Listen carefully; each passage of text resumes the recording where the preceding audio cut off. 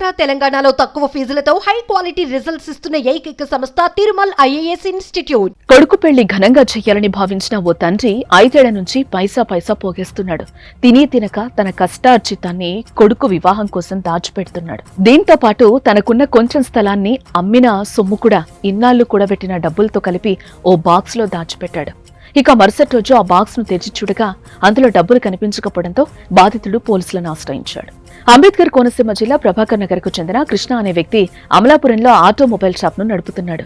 ఇలా 5 ఏళ్ల నుంచి కొడుకు పెళ్లిని అంగరంగ వైభవంగా నిర్వహించేందుకు తాను కష్టపడ్డ సొమ్మును షాప్లోని ఓ అట్టపెట్టిలో దాచిపెడుతూ వస్తున్నాడు. ఇలా 1-2 రోజులు కాదు, ఏకంగా 5 ఏళ్ల నుంచి డబ్బును దాచిపెడుతున్నాడు. కాగా కొద్ది రోజుల క్రితమే తనకున్న కొంచెం భూమిని సైతం అమ్మేశాడు కృష్ణ. అలా వచ్చిన డబ్బును కూడా అదే డబ్బాలో దాచిపెట్టాడు. ఇలా ఆ మొత్తం కలిపి దాదాపుగా 10 లక్షల రూపాయలు ఉంటుంది. అయితే రోజులానే డబ్బును దాచిపెట్టేందుకు డబ్బును తెరిచి చూడగా అందులో డబ్బు కనిపించలేదు. దీంతో భయపడిపోయిన కృష్ణ పోలీసులను ఆశ్రయించాడు. ఏం జరగటం ఏంటంటే, అక్కడ నేను సంపాదించుకున్న డబ్బులన్నీ మూట కట్టుకుని అక్కడ పెట్టుకుంటానండి.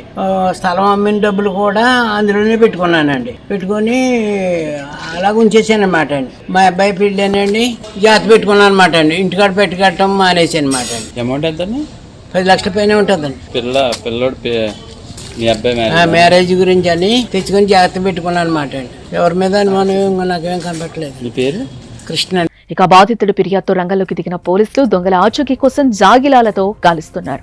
అయితే ప్రస్తుతం కృష్ణ నడవలేని స్థితిలో కనిపిస్తున్నాడు. చేతికర్ర సాయంతోనే నడుస్తున్నాడు. అలాంటి వ్యక్తి డబ్బును దుండగులు అపహరించడంపై స్థానికులు సైతం ఆవేదన వ్యక్తం చేస్తున్నారు. కొడుకు పెళ్లి కోసం ఇన్నాళ్ల పాటు రూపాయి కూడగట్టి పోగేస్తే ఇలా దుండగుల పాలు కావడంతో విచారణ వ్యక్తం చేస్తున్నారు.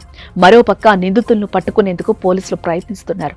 ఇదిలా ఉంటే ఇటీవల కాలంలో అమలాపురం వ్యాప్తంగా దొంగలు రెచ్చిపోతున్నారు.